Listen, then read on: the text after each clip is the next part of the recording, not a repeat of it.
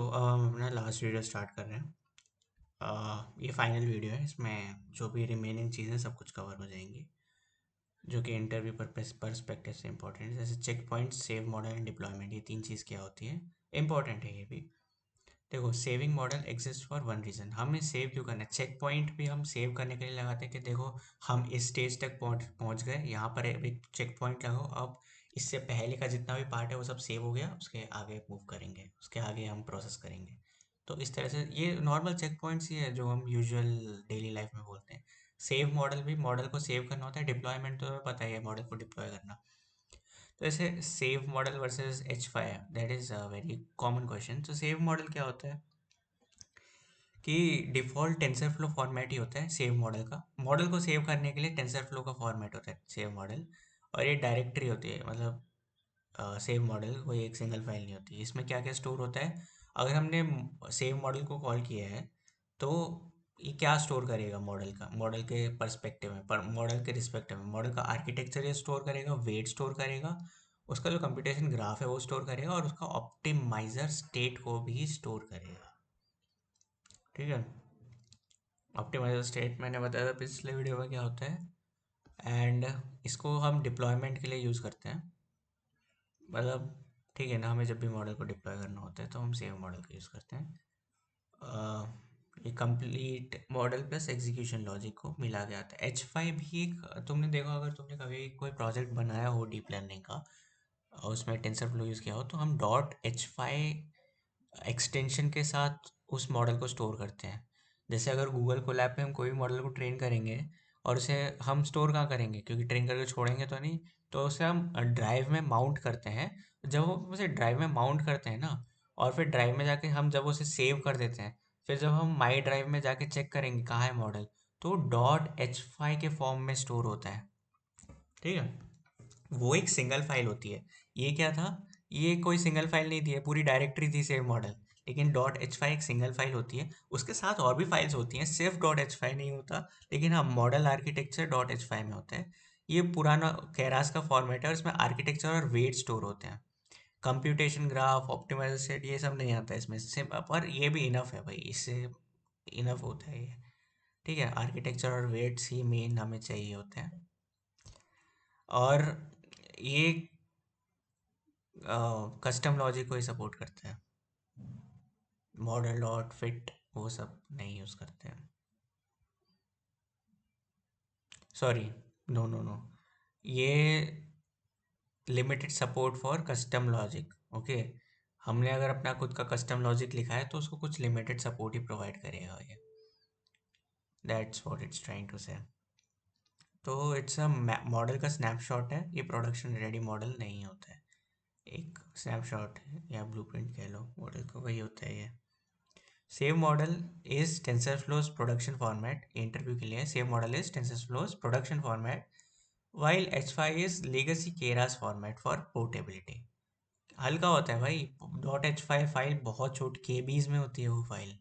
मतलब ये भी डिपेंड करता है कि मॉडल कितना हैवी है, लेकिन यूजुअली जो स्टूडेंट, एज अ स्टूडेंट जब भी बनाते हैं, कोई भी मॉडल डेवलप करते हैं, वो केबी में होती है, ज़्यादा से ज़्यादा कुछ MBs तक जा सकती है। That's it. तो बहुत लाइट वेट होती है, तो ये पोर्टेबिलिटी के लिए भी मेन होती है ये। ठीक है, अब देखते हैं चेक पॉइंट क्या होता है। तो हमने देख लिया, क्या देख लिया हमने? Difference between save model and H5। Save model क्या था? टेंसर फ्लो का प्रोडक्शन फॉर्मेट था। H5 लेगेसी केरास फॉर्मेट है फॉर पोर्टेबिलिटी। चेक पॉइंट क्या होता है? Save only weights. ठीक है, अगर हमने लेट से ट्रेनिंग को रोक दिया अभी के लिए, हमारे पास अभी टाइम नहीं है, देखो ट्रेनिंग लेगी 10 दिन, हमने एक दिन ट्रेन किया, उसको रोक दिया, अगले दिन हम फिर से रिज्यूम करेंगे, तो हम स्क्रैच से तो नहीं रिज्यूम करेंगे। हम एक चेक पॉइंट लगा देंगे, चलो हमने यहाँ तक ट्रेन किया, अभी चेक पॉइंट लगा दिया, कल इसी पॉइंट से रिज्यूम करना। तो वही चीज़ है, resume training avoid starting from scratch. Why not full model? भाई ये चीज़ जो है ना, फास्ट होती है, स्मॉल होती है, यूजफुल ड्यूरिंग ट्रेनिंग। ओके, वही चीज़ है, फुल मॉडल को हम चेक पॉइंट नहीं करते इसलिए। ओके, सेविंग और लोडिंग इस दोनों में मेंटल क्लैरिटी समझो। मॉडल को हम सेव भी कर सकते हैं और लोड भी कर सकते हैं। लोड मतलब क्या होता है, जब हमने सेव किया हो तभी तो उसको लोड करोगे ना मेमोरी से। सेव करना मतलब मेमोरी में जाके रखना, सेव करके रखना। लोड करना मतलब सेव्ड चीज़ को मेमोरी से उठा के वापस लाना। ठीक है, तो सेव वेट्स मतलब only parameters and load weights मतलब restore parameters. Architecture must already exist save और लोड करने के लिए। टेंसरफ्लो सर्विंग क्या होता है? A server that loads TensorFlow models and serves predictions via API। ठीक है, इसको प्रोडक्शन ग्रेड के लिए बनाया गया है। तो ये बेसिकली एक सर्वर है जो कि टेंसरफ्लो के मॉडल को लोड करने का काम करता है अपने प्रोजेक्ट में। That's it. ये वर्जनिंग हैंडल करता है, मतलब कौन सा वर्जन का टेंसरफ्लो है वो सब। एंड हाई थ्रूपुट देता है, मल्टीपल मॉडल्स में लोड कर सकता है और मल्टीपल मॉडल्स को सपोर्ट करता है। जैसे हमारा फ्लो कैसा रहता है, जब हम ट्रेन करते हैं मॉडल को उसके बाद उसको सेव कर देते हैं एंड सर्व आया TF सर्विंग, टेंसरफ्लो सर्विंग, जो कि जब क्लाइंट रिक्वेस्ट करेगा तब या तो ये बेसिकली वही है, मॉडल को सर्व करने का काम करता है, लोड करता है प्रोडक्शन में जब भी क्लाइंट रिक्वेस्ट करेगा। जिस भी जिस भी वर्जन को रिक्वेस्ट करेगा वो वर्जन को ये लोड कर देगा। इंटरव्यू ट्रैप इसमें ये रहता है, S5 is best, no saved model is design for serving. Checkpoint, H5 is best not for deployment, it's best for portability. लेकिन डिप्लॉयमेंट की बात की जाए तो saved model is best. Okay, checkpoints save full model, no, they only save weights up to certain, like एक तो हमारा model है, मॉडल के अंदर वेट्स हैं। ठीक है, तो एक हम काम कर सकते हैं कि ठीक है हमने इतना ट्रेन कर लिया, पूरे मॉडल को सेव करके रखो। दूसरा ये कर सकते हैं कि हमने इतना ट्रेन कर लिया, आर्किटेक्चर को बाद में जान दो, हम सिर्फ वेट्स को सेव करेंगे क्योंकि आर्किटेक्चर तो हमारे पास ऑलरेडी अनदर फॉर्म में सेव्ड है ही सही। तो या चेक पॉइंट से वेट्स को सेव करते हैं, आर्किटेक्चर को नहीं। Serving is equal to training, no, serving is inference only. इसका ये मतलब होता है ना, सर्विंग मतलब इन्फ्रेंस ओनली, हम प्री ट्रेन्ड मॉडल को ला के रख दे रहे हैं। देखो इसमें ना मॉडल कुछ सीखेगा नहीं, उसकी ट्रेनिंग नहीं होगी। हमारा पहले से ट्रेन करा कराया मॉडल है, हम उसे बस ला के रख दे रहे हैं। और यही चीज़ यहाँ भी बताई गई थी, टेंसर फ्लो सर्विंग। हमारा server that loads TensorFlow model then serve prediction via के, हमारा बना हुआ मॉडल है पहले से, हम बस उसे ला के रख दे रहे हैं। टेंसर फ्लो, भाई टेंसर फ्लो के कितने सारे मॉडल्स होते हैं। रेसनेट टेंसर फ्लो के अंदर आता है, फिर VGG16 आता है, ये सब क्या है, हम मॉडल को सर्व ही तो करते हैं ना उसके अंदर। तो या GPU वर्स और TPU एक्सेलरेशन, सो इसकी ज़रूरत, लाइक पहला क्वेश्चन यही है कि GPU फास्ट क्यों है, क्योंकि CPU में बहुत कम कोर्स होते हैं, core 5 core 6 core 10, I don't know exact, but हाँ हम जब भी CPU खरीदते हैं तो वो बताते हैं कि कितने कोर्स हैं इसके अंदर। एंड ये सीक्वेंस में काम करता है, पैरेलली नहीं करता, एक काम करेगा वो ख़त्म होगा तब दूसरा काम करेगा। मैं मेमोरी और ऑपरेटिंग सिस्टम की बात नहीं करता, वहाँ पे कुछ चीज़ें पैरेलल होती हैं, पैरेलल प्रोसेसिंग, बट इसका मेजरली इसका काम जो है वो सीक्वेंशियल वर्क होता है। ठीक है, यहाँ पे ऑपरेटिंग सिस्टम्स में मत घुसना, मैं वही कहना चाह रहा हूँ कि देखो वो रेस कंडीशन वगैरह में जाओगे तो वो बहुत अलग डायरेक्शन हो जाएगी। बट CPU का काम जो होता है वो सीक्वेंशियल वर्क होता है इतना। GPU में ना थाउजेंड्स ऑफ कोर्स होते हैं, थाउजेंड्स थाउजेंड्स, कितना ज़्यादा डिफरेंस है। एंड ये पैरेलली भी काम कर लेता है, इसलिए मैसिव मैट्रिक्स मल्टीप्लिकेशन जब करने होते हैं तो अब डीप तब हम GPU का ही GPU एक्सेल करता है जब भी हमें मैसिव मल्टी, क्योंकि देखो होता ही है ना, जब भी हम डीप लर्निंग कोई मॉडल बनाते हैं तो उसमें जो भी कैलकुलेशन होती है, जो भी इनपुट आता है वो वेक्टर्स के फॉर्म में आ रहा है, लेट से वो वेक्टर्स के फॉर्म में आ रहा है। वेक्टर क्या होते हैं, बहुत बड़े बड़े मैट्रिक्स होते हैं। हमें दो इमेज को लेट से अगर मर्ज भी करना है ना तो उसमें भी काफ़ी कैलकुलेशंस होंगे, वेक्टर मल्टीप्लिकेशंस होंगे और पता नहीं क्या क्या होगा। क्या, इसलिए हम GPU का यूज़ करते हैं। Now what TensorFlow does internally, detects available device, ठीक है, मतलब ये ऑटोमेटिकली काम करता है कि यहाँ पे देखो प्लेसेस ऑप्स ऑटोमेटिकली। सो या वो डिसाइड खुद से कर लेता है कि तुम्हें जीपीयू पे प्लेस करना है या सीपीयू पे प्लेस करना है अपना वर्कलोड या मॉडल या टेंसर्स जो भी कह लो। So yeah, detects available devices, places ops automatically, moves tensor between GPU and CPU as needed. So you don't manually manage memory most of the time. You have option to manage. वो आगे आएगा जैसे T F dot device, T F dot device से तुम्हारे पास option है कि manually तुम memory को मैनेज कर सको, लेकिन ये टेंसर फ्लो ऑटोमेटिकली भी कर लेता है। तो ये इंपॉर्टेंट था क्या, जीपीयू टीपीयू एक्सेलरेशन। क्यों इसका, इसमें एक ही क्वेश्चन बनता है एक्सेलरेशन में कि भाई क्यों, क्यों जीपीयू या फिर टीपीयू सीपीयू से फास्ट है, क्योंकि सीपीयू के पास सिर्फ कुछ ही कोर्स होते हैं और वो सीक्वेंशियल वर्क करता है, जबकि जीपीयू जो है उसके पास मल्टीपल थाउजेंड्स ऑफ कोर्स होते हैं, मल्टीपल थाउजेंड्स ऑफ कोर्स होते हैं, एंड वो पैरेलली वर्क करता है। सो या नाउ अगर हमें मैनुअली हाँ सिलेक्ट करना है सीपीयू या जीपीयू या टीपीयू जो भी है, तो हम टीएफ डॉट डिवाइस का यूज़ करते हैं। ये क्या करते हैं, force operation to run on specific device. जैसे example with TF dot device GPU zero. So ये यूज़ क्यों करते हैं हम, डीबगिंग एक्सपेरिमेंटेशन एंड अपने हाथ में ज़्यादा कंट्रोल रखने के लिए कि टेंसर फ्लो अपने आप ना करें, और हम एक्सपेरिमेंट करना चाहते हैं कि tensor flow and CPU versus कैसे कैसा रहता है, वो बस वही चीज़ है।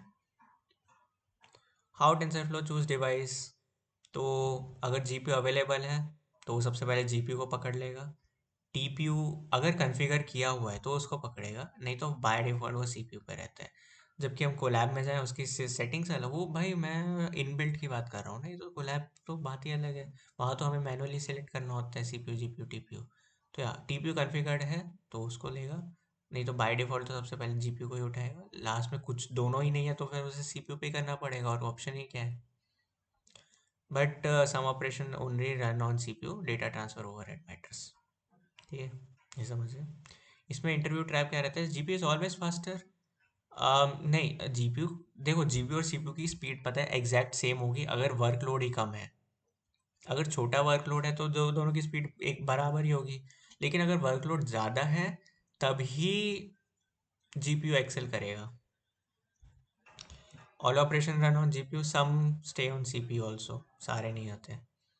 And T F dot device mandatory नहीं है, बोला तो था अभी कि ऑटोमेटिकली टेंसर फ्लो सिलेक्ट कर सकता है। डिस्ट्रीब्यूटेड ट्रेनिंग क्या होती है, why distributed training exist, one GPU is not enough for large models और डेटा सेट, तो हम मल्टीपल जीपीयूज में ये बहुत इंपॉर्टेंट है और बहुत कॉमन चीज़ है ये।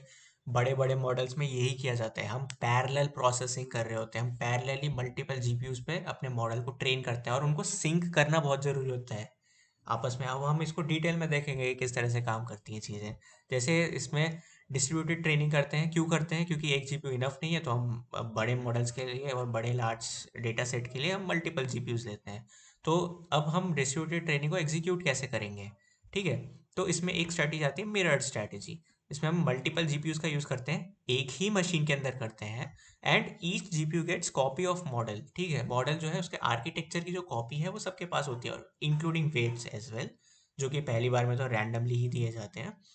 अब ग्रेडियंट्स आर सिंक्रोनाइज्ड, ये देखो,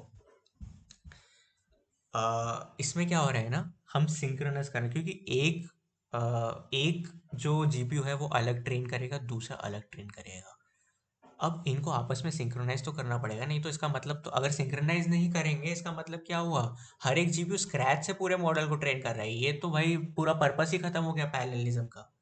तो इसलिए सिंक्रोनाइजेशन सब में इंपॉर्टेंट होता है। मिरर स्ट्रैटेजी यही रहती है, multiple GPU same machine eight synchronize gradients.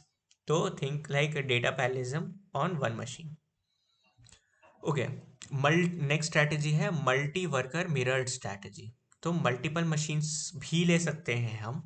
यहाँ पर क्या था, मिरर स्ट्रैटेजी थी, यहाँ पे मल्टी वर्कर मिरर्ड स्ट्रैटेजी, यहाँ पे मशीन्स ही मल्टीपल्स होंगी, लेकिन ईच मशीन में है मल्टीपल जीपीयूज, हर एक मशीन में हो सकते हैं, and use for large scale training.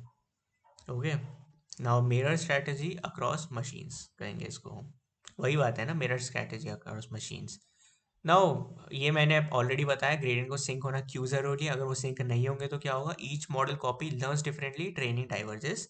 सो हर एक स्टेप के बाद, स्टेप क्या होता है ये पिछले वीडियो में देखा, स्टेप मतलब एक बैच को प्रोसेस किया, उससे लर्न किया एंड मॉडल को अपडेट किया या फिर वेट को अपडेट किया। तो हर एक स्टेप के बाद क्या होगा, ग्रेडियंट को एवरेज करेंगे। ओके, हर एक स्टेप इन हर एक मशीन, जो भी ग्रेडियंट आया उसको एवरेज करेंगे, सिंक और सिंक करेंगे सब में। सो ऑल इन वन क्या है, ऑल रिड्यूस। ओके, एक और आइडिया है, that is all reduce. All reduce क्या है, is in operation that collects gradients from all workers, जो कि मशीन्स हैं। ओके, सारी मशीन्स हैं या फिर सारे जीपीयूज हैं, and average them and send the result to everyone.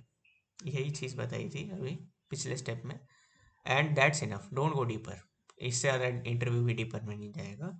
And interview trap क्या रहते हैं इसमें, each GPU trains independently, no, synchronization होता ही होता है, नहीं तो फिर तो हर जीपीयू स्क्रैच से ट्रेन करने जैसा हो गया। Distributed training is model parallelism, no, usually इसको कहते हैं हम डेटा पैरेललिज्म। हम मॉडल्स को पैरेलली नहीं ट्रेन कर रहे हैं, हम एक ही मॉडल को ट्रेन कर रहे हैं, लेकिन पैरेलली हम एक ही मॉडल को ट्रेन कर रहे हैं ना। मॉडल हमारा एक ही है बड़ा सा, लेकिन उसे हम पैरेलली ट्रेन कर रहे हैं। तो this is usually not called as model parallelism, हम इसे कहते हैं डेटा पैरेललिज्म, डिस्ट्रीब्यूटेड ट्रेनिंग को। और ये लास्ट टॉपिक आता है अपना TensorFlow lite. So TensorFlow lite की ज़रूरत क्या है, to run models on phones IoT, जिसमें लो मेमोरी हो, लो कंप्यूट हो, लो पावर हो। क्योंकि टेंसर फ्लो पता है 600 MB का मॉडल है, 600 MB का। कितना स्पेस लेता है, अगर तुम AWS पे इसको डिप्लॉय करने जाओगे ना, तुम सोचो कि फ्री टायर में डिप्लॉय कर दूं, भाई फ्री टायर 500 MB की मेमोरी देता है। तुम कैसे करोगे, नहीं कर सकते। इसके लिए भाई बहुत बड़ा होता है, 600 MB क्या होता है समझो। सिर्फ एक टेंसर फ्लो मॉडल जो होता है वो 600 MB का होता है, इसलिए हम टेंसर फ्लो लाइट लेते हैं। ये काफ़ी कम होता है, यस, काफ़ी कम होता है। एग्जैक्ट कितना होता है देखना पड़ेगा। सो या इसलिए हम लेते हैं tensor flow lite. So normal model जो होते हैं वो बहुत बड़े होते हैं, टू स्लो होते हैं, टू पावर हंग्री होते हैं, ये small fast and optimized. Quantization क्या होता है, क्वांटाइजेशन इज, इसका मतलब होता है using lower precision numbers like int 8 instead of float 32।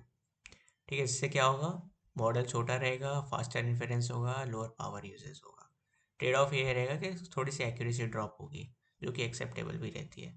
और ये टेंसरफ्लो लाइट का इन सब में यूज़ करते हैं, एंड्रॉयड, iOS, एज डिवाइसेस, इन सब में। सो या इसमें इंटरव्यू ट्रैप ये रहेगा कि TensorFlow lite is for training, no it's for inference only. हम ट्रेंड मॉडल को उठा के ला रहे हैं, हम कोई ट्रेन नहीं कर रहे हैं। And quantization always ruins accuracy, no, it usually minimize the loss। ठीक है, बस इतना ही था। हम इसमें क्या करते हैं, सबसे पहले ट्रेन करते हैं मॉडल को, सेव करते हैं। जैसे ड्राइव में अगर सेव करना है तो माउंट का यूज़ करते हैं, माउंट करते हैं। बाकी हम लोकली ट्रेन करें तो सेव करते हैं। एंड सेव मॉडल या फिर चेक पॉइंट्स कुछ भी यूज़ कर सकते हैं। फिर एक्सेलरेट करते हैं जीपीयू और टीपीयू की हेल्प से, जो कि फास्ट ट्रेनिंग करते हैं। स्केल करते हैं डिस्ट्रीब्यूटेड ट्रेनिंग से, एंड देन डिप्लॉय करते हैं टीएफ सर्विंग या फिर टीएफ लाइट से। Okay, that's it.